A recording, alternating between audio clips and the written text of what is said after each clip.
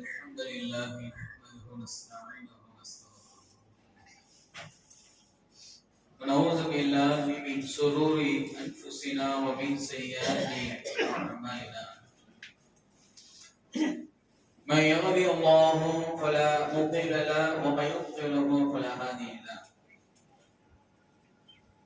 واشهد ان لا اله الا الله واشهد ان محمدا عبده ورسوله أما بعد يا أيها الذين آمنوا اتقوا الله وحق تقاته ولا تموتن إلا وأنتم مسلمون يا أيها الناس اتقوا ربكم الذي خلقكم من نفس واحدة وخلق منها زوجها وبث منهما رجالا كثيرا ونساء واتقوا الله الذي تساءلون به والارحام ان الله كان عليكم رقيبا قال رب اشرح لي صدري ويسر لي امري واحلل عقدة من لساني يفقهوا قولي கண்ணியமிக்க எல்லாம் வல்ல அல்லாஹ்வின் நல்லடியார்களே, அந்த ஏக இறைவனுடைய ஈடில்லா அன்பும் கருணையும் நம் அனைவரும் மீது உண்டாகும். அன்பார்ந்த எல்லாம் வல்ல அல்லாஹ்வின் நல்லடியார்களே, இந்த உலகத்திலே மனிதர்கள் தவறு செய்யாமல் இருப்பதற்காக ஒவ்வொரு சாரார் அவர்களுடைய நம்பிக்கையாக மதங்களை பின்பற்றக்கூடிய மக்கள் இருக்கிறார்கள். அதே போன்று பலதரப்பட்ட கொள்கையை கொண்ட மனிதர்களும் இருக்கிறார்கள். இப்படியாக உலகத்தில் நீங்கள் எடுத்து பார்த்தால் ஏராளமான மதங்கள் மனிதனை பக்குவப்படுத்தும் என்று மனித நம்பிக்கை கொண்டு அந்த மதங்களை பின்பற்றக்கூடிய மக்களுக்கு மத்தியிலே இஸ்லாமிய சிறந்ததாக இருக்கிறது. உலகத்தில் நீங்கள் எதை எடுத்துக்கொண்டாலும் சரி, வித்தியாசமான முறையில் மதங்களுடைய கலாச்சாரங்கள் இருப்பதை நம்மால் பார்க்க முடிகிறது. ஷிண்டோ சொல்லக்கூடிய ஒரு மதம், இந்த மதத்திலே இயற்கையும் வணங்குவார்கள், ஆவிகளையும் வணங்குவார்கள். இறந்து போன ஆத்மாக்களை வணங்கக்கூடியவர்களாக இருப்பார்கள். அதே போன்று ஈரானுடைய பாரம்பரிய ஒரு மதமான ஜரதுஷ்ட்ரா மதம் சொல்லக்கூடிய ஒரு மதம், இந்த மதத்தை சார்ந்தவர்கள் நெருப்புகளை வணங்கக்கூடிய மக்களாக இருந்தார்கள். இப்படியாக உலகத்தில் நீங்கள் எதை எடுத்துக்கொண்டாலும் வித்தியாசமான முறையில் அவருடைய சடங்குகளும் சம்பிரதாயங்களும் இருப்பதை நம்மளால் பார்க்க முடிகிறது. இது போன்ற மதங்களுக்கு சம்பட்டி அளிக்கும் விதமாக இறைவன் திருமறை குர்ஆனிலே ஒரு செய்தி நமக்கு சொல்லி காண்பிக்கிறார். இன்ன ஹாதிஹி உம்மத்துக்கும் உம்மத்தன், இதுவே ஒரே மார்க்கமான உங்கள் மார்க்கம் என்று அல்லாஹ் ரப்பல் ஆலமீன் சொல்லி காட்டுகிறார். யாருடைய மார்க்கம்? இந்த உலகத்திலே ஒரு மனிதன் பிறந்து விட்டான் என்று சொன்னால் அவனுக்கு தகுந்த ஒரு மார்க்கம் இருக்கிறது என்று சொன்னால் அது இஸ்லாமிய மார்க்கம் தான். அதனால அல்லாஹ் ரப்பல் ஆலமீன் உம்மத்துக்கும் உம்மத்துக்கும், இது உங்களுடைய மார்க்கம் என்று அல்லாஹ் ரப்பல் ஆலமீன் சொல்லி காட்டுகிறார். அதே போன்று அல்லாஹ் ரப்பல் ஆலமீன் திருமறை குர்ஆனில் இன்னொரு இடத்தில் சொல்லப்படுகிறது, இன்னத்தீன இன்தல்லாஹி இஸ்லாம், அல்லாஹ்விடத்திலே ஒரு மார்க்கம் இருக்கிறது சொன்னால் அது இஸ்லாமிய மார்க்கம் மட்டும்தான், வேறு மார்க்கமே கிடையாது. இஸ்லாம் தான் மனிதனுக்கு ஏற்ற மார்க்கமாக இருக்கிறது என்பதை நாம் இங்கே கண்கூடாக பார்த்து கொண்டிருக்கிறோம். இதே சொல்லிவிட்டு அடுத்ததாக இறைவன் சொல்லப்படுவது, உமை யபுதகி கைர இஸ்லாமி தீனா, யார் இஸ்லாம் அல்லாத மார்க்கத்தை ஒருவர் பின்பற்றுவாரோ ஃபலை யக்பல மின்ஹு, அது அவர்களிடமிருந்து ஏற்றுக்கொள்ளப்படாது. ஓஹோ ஃபில் ஆகிரதி மினல் காசிரின், நாளை மறுமையிலே அவர் நஷ்டவாளியாக இருப்பார் என்று அல்லாஹ் ரப்பல் ஆலமீன் அழுத்தமாக இஸ்லாமிய மார்க்கத்தை பற்றி இந்த செய்தி நமக்கு சொல்லப்படுகிறது. இந்த உலகத்திலே எது சிறந்தது? இஸ்லாமிய மார்க்கம் தான் மனித குலத்திற்கு ஏற்ற மார்க்கமாக இருக்கிறது என்பதை கண்மூடித்தனமாக நாம் பின்பற்றாமல் அறிவு சார்ந்த விதத்தில் பின்பற்றக்கூடியவர்களாக நாம் இருக்கிறோம். இப்படி சொன்ன இந்த மார்க்கத்திலே சில சட்டத்திட்டங்கள் இருக்கிறது. இப்படிதான் இந்த உலக வாழ்க்கையை ஒவ்வொரு இறை நம்பிக்கையாளரும் அமைத்துக் கொள்ள வேண்டும். மனம் போல போக்கில் வாழ முடியாது. இது அல்லாஹ்வின் தூதர் அவர்கள் ஒரு உவமையாக நமக்கு ஒரு செய்தி சொல்லி காட்டுகிறார்கள். அத்துனியா சிஜ்ஜுனுல் முஃமினீன், இந்த உலகம் இறை நம்பிக்கையாளருக்கு சிறைச்சாலை, வஜன்னத்துல் காஃபிர், இறை மறுப்பாளர்களுக்கு சொர்க்கம் என்று சொன்னார்கள். ஏன் ரசூல் அந்த வார்த்தை போடணும்? எப்படி வேணா வாழக்கூடாது. இஸ்லாமிய மார்க்கத்திலே இப்படிதான் ஒரு மனிதன் வாழ வேண்டும் என்கிற வழிமுறையை வகுத்து தந்திருக்கிறது இஸ்லாமிய மார்க்கம். இந்த உலகத்தில் ஒரு இன்பமா வாழலாம் வைங்களேன், சந்தோஷமான வாழ்க்கை அவன் வாழ விரும்பலாம். அவனுக்கு எது அடிப்படை? பொருளாதாரம். இந்த பொருளாதாரம் மிக பெரிய அளவில் ஒரு மனிதனுக்கு கிடைத்து விட்டது சொன்னால் அவன் இந்த உலகத்திலே இன்பகரமான வாழ்க்கையை அவன் வாழலாம். அவன் மனம் எதை எண்ணுகிறதோ அந்த அடிப்படையில் அவனுடைய வாழ்க்கை அமைத்துக் கொள்ளலாம். இதை சஹாபாக்கள் வெறுத்தார்கள். ஏன்? இந்த கொள்கைக்காக, இந்த சத்திய மார்க்கத்திற்காக, சமரசம் இல்லாத இந்த கொள்கைக்காக சஹாபாக்கள் உறுதியாக இருந்தார்கள். பொருளாதாரமே வேண்டாம், அந்த நாட்டுமே இல்லாமல் இருந்தார்கள். ஒரு தடவை அல்லாஹ்வின் தூதரிடத்திலே அன்ன ரஜுலன் மினல் அஅராபி ஜாஅ இலா நபி ஸல்லல்லாஹு அலைஹி வஸல்லம், அல்லாஹ்வின் தூதருடைய காலகட்டத்திலே ஒரு கிராமவாசி அவங்க வராங்க, ரசூலுல்லாஹை சந்திப்பதற்காக வராங்க. ரசூலுல்லாஹை சந்தித்து விட்டு அல்லாஹ்வின் தூதரே, இந்த மார்க்கத்தில் நான் இணைந்து கொள்கிறேன் என்று சொல்லி முடிவுக்கு வருகிறார். அதே போன்று இந்த இஸ்லாத்திலே இணைந்து கொள்கிறார்கள். பிறகு அந்த நபி தோழர் அவருடைய கிராமத்துக்கு சென்று விடுகிறார். ஒரு போரில் அல்லாஹ்வின் தூதருக்கு கனிமத்து பொருள் கிடைக்கிறது. இந்த கனிமத்து பொருளை ரசூலுல்லாஹ் பங்கு போட்டு பிரித்து தரும் பொழுது இந்த நபி தோழர் வந்து இஸ்லாத்தை ஏற்றுக்கொண்டு போனாரே என்கிற சிந்தனை அல்லாஹ்வின் தூதருக்கு வருகிறது. அப்ப அவருக்கும் ஒரு கனிமத்து பொருள் கொடுத்து விடலாம் என்று சொல்லி ஒரு நபி தோழரை அல்லாஹ்வின் தூதர் ஆள் அனுப்பி அந்த கனிமத்து பொருளை கொடுத்து விடுறாங்க. அந்த நபி தோழர் இந்த கனிமத்து பொருளை கொண்டு செல்கிறார். கொண்டு போய் அந்த நபி தோழரிடத்திலே கொடுக்கும் பொழுது அதை வாங்க மறுத்து விட்டு அந்த கனிமத்து பொருளை எடுத்துக்கொண்டு அந்த தோழரை அழைத்துக் கொண்டு நேரா ரசூலுல்லாஹ்விடத்தில் வருகிறார்கள். வந்துட்டு ரசூலுல்லாஹ்விடத்தில் கேள்வி, மஹாதா, இது என்ன அல்லாஹ்வின் தூதரே சொல்லிவிட்டு ரசூலுல்லாஹ் சொல்றாங்க, கால கஸம்துஹு லக, இது உனக்குரிய ஹக் என்று சொல்கிறார். நாம என்ன செய்வோம்? ரசூலுல்லாஹ் ஒரு கனிமத்து பொருள் கொடுக்கிறாரு, இது சாதாரண ஒரு விஷயமா? வாங்கடா அப்படின்னு சொல்லி வாங்கி நம்ம வீட்டுல வச்சிருப்போம். அந்த கனிமத்து பொருள் இருந்து எடுத்து இந்த உலகத்திலே மனம் போல போக்கில் வாழ விரும்பக்கூடியவர்களாக சிலர் இருப்பார்கள். சிலர் ரசூலுல்லாஹ் கரத்தால் கொடுக்கப்பட்டதாச்சு, நமக்காக ரசூலுல்லாஹ் கொடுத்து விட்டாங்கன்னா நம்ம அதை வாங்கிக் கொள்ளலாம் என்று விரும்பக்கூடிய மக்கள் இருப்பார்கள். ஆனா ரெண்டுமே இந்த நபி தோழரிடத்துல இல்ல. இந்த நபி தோழர் அவங்க என்ன செய்யறாங்க சொன்னா, அல்லாஹ்வின் தூதரிடத்துல பதில் சொல்கிறார்கள், மஅலா ஹாலா இத்தபஅதுக யா ரசூலுல்லாஹ், இதற்காக நான் உங்களை பின்தொடரவில்லை. இந்த கனிமத்து பொருள் கிடைக்கும், இந்த கனிமத்து பொருளை வைத்துக் கொண்டு நான் இன்பகரமான வாழ்க்கையை வாழலாம் என்பதற்காக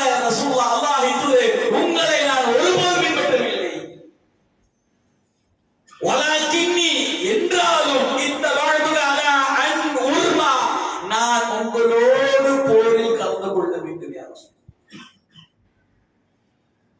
உங்களோடு போரில் கலந்து கொள்ள வேண்டும் சொல்லிவிட்டு அடுத்ததாக நபித்தோழர் சொல்கிறார்கள், இலா ஹாஹுனா, அவர் சுட்டிய அஷர இலா ஹல்கிஹி, அவர் தன்னுடைய தொண்டை பகுதியை சுட்டி காட்டுகிறார். அல்லாஹ்வின் தூதரே, உங்களோடு போரில் கலந்து கொள்ள வேண்டும் என்று சொன்னால் என்னுடைய தொண்டைக்கு வருகிற தொண்டை, இந்த தொண்டையிலே பிஸஹமின் ஃபஅமூது, இந்த தொண்டையில் அம்பு எய்யப்பட்டு நான் அந்த இடத்திலே ஷஹீதாக்கப்பட வேண்டும். யா ரசூலுல்லாஹ், இதற்காகத்தான் உங்களை பின்பற்றினேன், இந்த இஸ்லாமிய மார்க்கத்தை நான் ஏற்றுக்கொண்டேன் என்று சொல்கிறார்.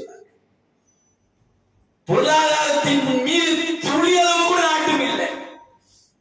அவருடைய எண்ணம் எது? ரசூலுல்லாஹ் கூட போறதை கலந்துக்கணும், என்னுடைய தொண்டையில் அம்பு ஏயப்படணும், அந்த அம்பு ஏயப்பட்டு அதே நிலையில் நான் சோழத்திலே நுழைய வேண்டும் என்றுதான் இந்த நபித்தோருடைய எண்ணமாக இருக்கிறது. இதை ரசூலுல்லாஹ் கேட்டுவிட்டு, நீ சொல்வது உண்மையா இருந்தா அல்லாஹ் உன்னை அப்படி ஆக்கி வைப்பான் என்று சொல்லி ரசூலுல்லாஹ் அனுப்புறாங்க. ஒரு போர் நடைபெறுகிறது. அந்த போரிலே இந்த நபித்தோழருக்கும் அறிவிப்பு கொடுக்கப்படுகிறது. இந்த நபித்தோழர் அவர் அந்த போரிலே கலந்து கொள்கிறார்.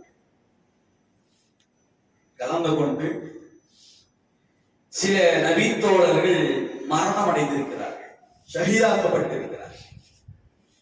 அவரை அடக்கம் செய்வதற்கு முன்னதாக ரசூலுல்லாஹ் பார்வையிடுவார்கள், யாரெல்லாம் மரணித்திருக்கிறார் என்பதை ரசூலுல்லாஹ் பார்ப்பார். அப்படியே பார்த்து கொண்டே வரும் பொழுது அல்லாஹ்வின் தூதர் கேட்கிறார்கள், இந்த மனிதர் தானே அந்த மனிதர், பேரு கூட தெரியாது, நபித்தோருடைய பேர் சொல்லப்படல, இவர் தானே அவர், எவர், எந்த நபித்தோர் சொன்னார்? அல்லாஹ்வின் தூதர், உங்களோடு போரில் கலந்து கொள்ள வேண்டும், அந்த போரிலே என்னுடைய தொண்டையில் அம்பு ஏயப்பட வேண்டும், அந்த அம்போடு சேர்த்து நான் ஷஹீதாக்கப்பட வேண்டும், நான் சோழத்தில் நுழைய வேண்டும் என்று சொன்னாரே, அந்த தோழர் தானே தோழர் இவர் என்று சொல்கிறார்கள். நஅம் யா ரசூலுல்லாஹ், ஆமாம் அல்லாஹ்வின் தூதர், அவர்தான் தோழரே. அவர் எந்த நோக்கத்திற்காக இந்த கொள்கையை ஏற்றுக்கொண்டாரோ அந்த நோக்கத்தை அல்லாஹ் ரப்பல் ஆலமீன் உண்மைப்படுத்தினார். ரசூலுல்லாஹ் சொல்றாங்க, ஸதகல்லாஹு ஸதகஹு, அல்லாஹ் உண்மையாளர், அவரை உண்மைப்படுத்தி உள்ளார். அதே நிலையில் தொண்டையில் அம்பு ஏற்பட்டு அந்த நபித்தோழர் மரணம் அடைந்திருக்கிறார்கள். ரசூலுல்லாஹ்வுடைய கஃபன், அதாவது ரசூலுல்லாஹ்வுடைய ஆடை இருக்கிறது, அந்த ஆடை எடுத்து ரசூலுல்லாஹ் அந்த தோழர் மீது போர்த்தி அந்த போர்வையோடு நபித்தோழர் அடக்கம் செய்கிறார்கள் அல்லாஹ்வின் தூதர் அவர்கள். அப்போ பாருங்க தோழர்களே, இந்த கொள்கையில் சமரசம் இல்லை, இந்த உலகத்தின் மீது நாட்டம் இல்லை.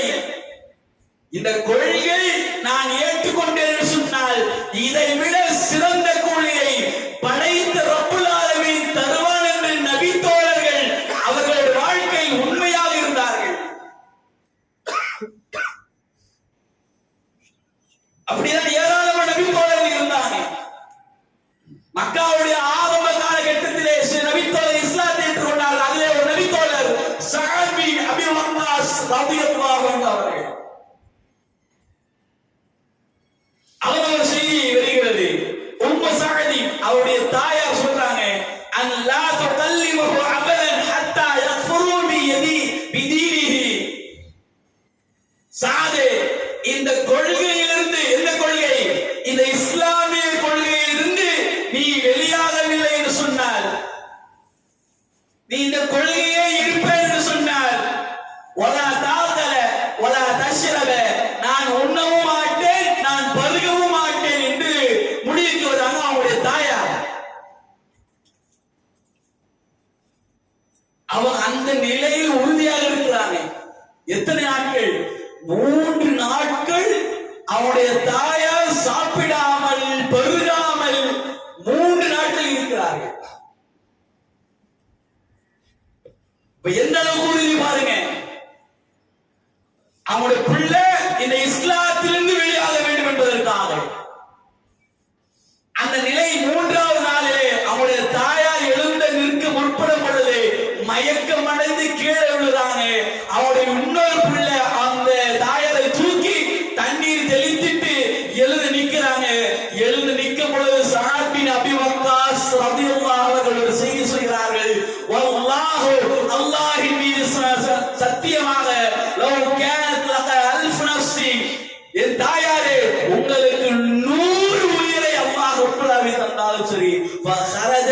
நஃப்ஸன் நஃப்ஸன், அந்த 100 உயிரும் ஒவ்வொன்றாக வெளியாகிவிட்டது சொன்னால், மா தரக்து தீனி ஹாதா லிஷைஇன், ஒருபோதும் நான் இந்த கொள்கையிலிருந்து வெளியாக மாட்டேன் என்று சொல்கிறார். ஒருபோதும் நான் விட்டு வெளியாகவே மாட்டேன் என்று சொல்லி முடிவுக்கு வருகிறார்கள். அப்ப அந்த தோழருக்கு எந்த அளவுக்கு கொள்கை மீது பற்று என்பதை பாருங்கள். ஏன் இது போன்ற உறுதியாக இருந்தாங்க? ஏன்னா இதுதான் மனிதர்களுக்கு ஏற்ற கொள்கையாக, சத்திய கொள்கையாக இருக்கிறது. இன்றைக்கு நாங்களும் தௌஹீதை சொல்கிறோம் என்ற பெயரில் ஏராளமான கொள்கைகள் மக்களுக்கு மத்தியிலே கட்டமைக்கப்பட்டுள்ளது. நாங்களும் தௌஹீதாக சொல்றோம், இங்கேயும் வாங்க, நாங்க என்ன குர்ஆன்ல சொல்றோம், நாங்க அல்லாஹ்வுடைய சுன்னத்களை சொல்றோம் என்று மக்களை மூளை செலவு செய்து மக்களை அழைக்கக்கூடிய பணியில் இன்றைக்கு ஏராளமான நபர்கள் இறங்கி இருக்கிறார்கள். இப்ப நாம எதை கவனிக்கணும் சொன்னா, எந்த இடத்திலே கொள்கையை சமரசம் இல்லாமல் மக்களுக்கு மத்தியில் சொல்லப்படுகிறது என்பதை கவனிக்க வேண்டும். ஒருத்தர் தவறு செய்கிறாரா, அந்த தவறு அவரை இந்த கொள்கையிலிருந்து வெளியாக்க வேண்டும்.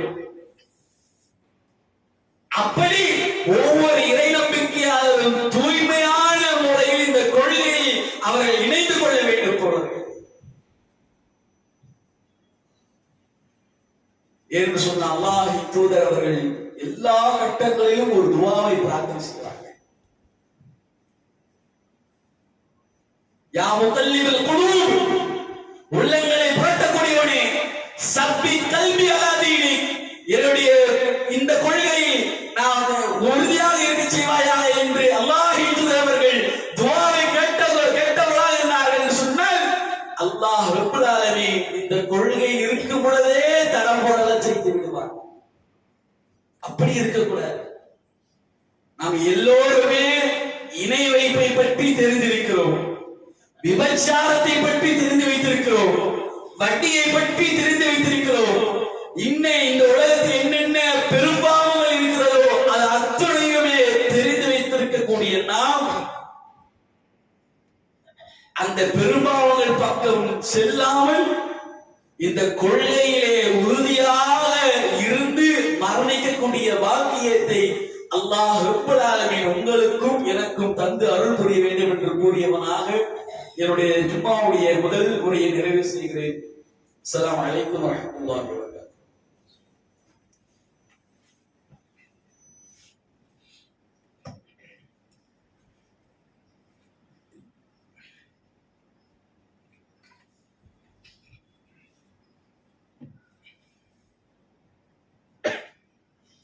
அல்ஹம்துலில்லாஹ்.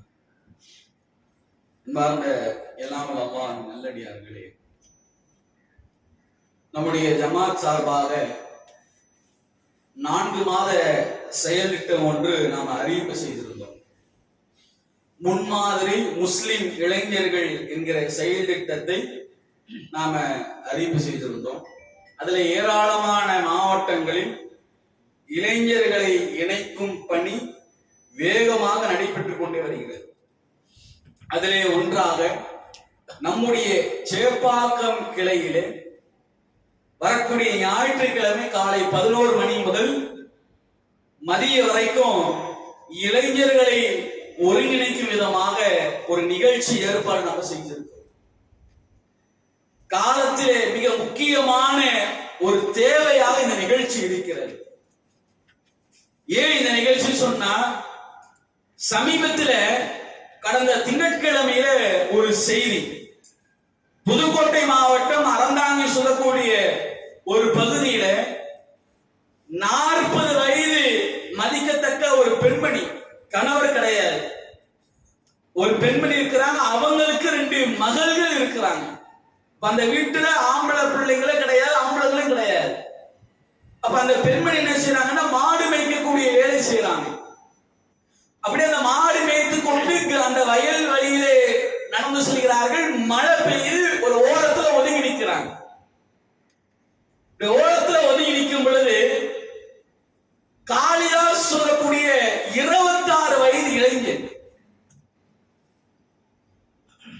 அங்க அந்த ஊர்ல ஏதோ ஒரு விசேஷத்துக்கு போயிருக்கிறாங்க.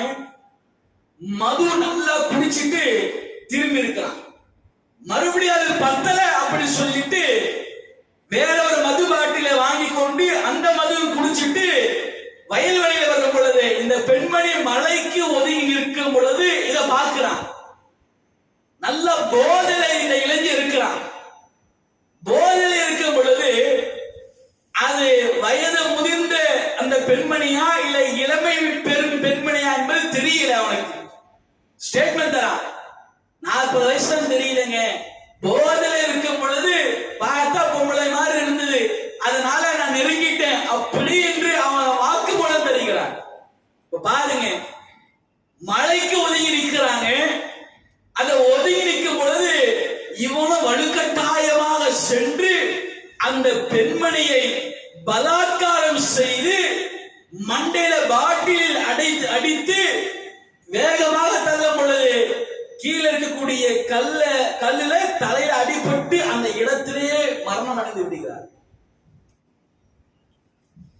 அடைந்து விட்டது மட்டும் இல்லாம இது யாரா வெளியே பார்த்தா நமக்கு தான் ஆபத்துன்னு சொல்லிட்டு அந்த காளிதாஸ் சொல்லக்கூடிய அந்த அயோக்கியன் என்ன செய்யறான் சொன்னா, அந்த பெண்மணியை தர இழுத்துட்டு வந்து ஒரு கம்மா இருக்கிறது.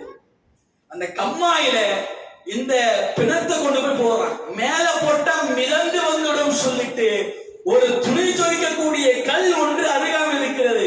இந்த கல்லை தூக்கிட்டு போயிட்டு அந்த பிணத்தின் மீது வைத்தால் பிணம் வெளியே தெரியாது என்று சொல்லி ஒரு திட்டம் தீட்டி, எல்லாம் மது போதையிலே திட்டம் தீட்டினான். எல்லாம் திட்டம் தீட்டி அந்த பெண்மணியை இன்றைக்கு கொலை செய்யப்பட்டிருக்கிறார். இப்ப இதுல யாரு மிகப்பெரிய ஒரு அயோக்கியன்? காளிதாஸ். எதன் காரணம்? மதுவின் காரணம். இது மாதிரி ஏராளமான செய்திகள் நம்ம சொல்லிக் கொண்டே போகலாம். இன்றைக்கு இருக்கக்கூடிய இளைஞர்கள் இந்த மதுவின் பழக்கம் அதிகமாக பரவி கொண்டிருக்கிறது. வெறும் மது மட்டும் கிடையாதுங்க, கஞ்சா. இந்த ஆந்திரா சைடுலாம் போனா ஒரு மாத்திரை வருது, போதை மாத்திரை, 10 ரூபாய் இருக்குன்னு நினைக்கிறேன். அதை வாங்கி போட்டா என்ன செய்யறான்னு அவனுக்கு தெரியாது. இதுல யார் அதிகமாக அடிமையாக இருக்கிறான் சொன்னா நம்ம இளைஞர்கள் தான். அப்ப இதெல்லாம் நம்ம கவனிக்கிறோம். இப்படி கவனிக்கும் பொழுது நம்ம பிள்ளைங்க சாலிகான முறையில் இருக்க வேண்டும் என்பதற்காக இது போன்ற நிகழ்ச்சிகள் அவர்களை ஒருங்கிணைந்து சொன்னா அல்லாஹ் ரப்பல் ஆலமீன் அவருடைய உள்ளத்திலே இந்த ஹிதாயத்தை போடுவான், உறுதியை தருவான் என்பதற்காக நாம் இந்த நிகழ்ச்சி நடத்துறோம். நாம் நினைப்போம் இளைஞர்கள் என் பிள்ளை போனா போகலாம், என்ன நம்ம பேச்சே கேட்க மாட்டானே என்று சில பெற்றோர்கள் நினைப்பாங்க. அப்ப நினைத்தால் நீங்க உங்க பிள்ளைகள் மீது அக்கறை இல்லை என்பது அர்த்தம். அன்பார்ந்தவர்களே, இது போன்ற நிகழ்ச்சி இளைஞர்களை ஒருங்கிணைக்கும் விதமாக எங்கேயாவது நடத்தப்பட்டால் முதல் ஆளாக நம்ம பிள்ளைகளை அனுப்பக்கூடிய வேலைகள் நாம செய்யணும். அப்படி செய்தோம்னு சொன்னால் இந்த பிள்ளைங்க நாளை நாம் இன்னும் வயது முதிர்ந்த காலகட்டத்திலே நமக்கு உறுதுணையாக இந்த பிள்ளைகள் இருப்பாங்க. ஏன்? மார்க்கம் தெரிந்துவிடும், பெற்றோர்களை நல்ல முறையில் பராமரிக்க வேண்டும் என்கிற செய்தி அவங்களுக்கு தெரிஞ்சிடும். அதன் காரணமாக அன்பார்ந்தவர்களே இந்த நிகழ்ச்சி நடத்தப்படுகிறது. இந்த நிகழ்ச்சிக்கு அனைத்து இளைஞர்களும் தவறாமல் கலந்து கொள்ளும். நம்ம போன்ல வீடியோ அந்த கேம் விளையாடுறோம்ல, பப்ஜி, ஃப்ரீ ஃபயர், அதில் எல்லாம் சேர்ந்து ஒண்ணா விளையாடுவோம். அது முக்கியம் இல்லை. இங்க நாளை மறுமையில் நாம் அனைவரும் சேர்ந்து ஒன்றாக இருக்க வேண்டும், அதுதான் இங்க முக்கியம்.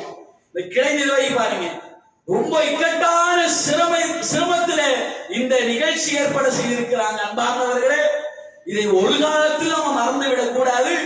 இப்பவே நாம இதை நோட் பண்ணிட்டு வரக்கூடிய ஞாயிற்றுக்கிழமையிலே இந்த நிகழ்ச்சியில் அனைத்து இளைஞர்களும் நாம் கலந்து கொள்வது மட்டுமல்லாமல் நம்முடைய நண்பர்களையும், அண்டை விட்டாளத்தில் ஒரு இளைஞர் இருப்பான், அவர்களையும் சேர்த்து நாம் இந்த நிகழ்ச்சியில் கலந்து கொள்வோம் என்று சொன்னால் இந்த நிகழ்ச்சியின் மூலமாக அல்லாஹ் நமக்கு ஹிதாயத்தை தருவான். அந்த ஹிதாயத்தோடு சேர்ந்து நாம் சோனத்தில் நுழையக்கூடிய நன்மக்களாக அல்லாஹ் உங்களுக்கும் எனக்கும் அந்த வாக்கியத்தை தந்து அருள் புரிய வேண்டும் கூறியவனாக என்னுடைய ஜும்மாவுடைய உரையை நிறைவு செய்கிறேன். வாஹிர தௌலா நான்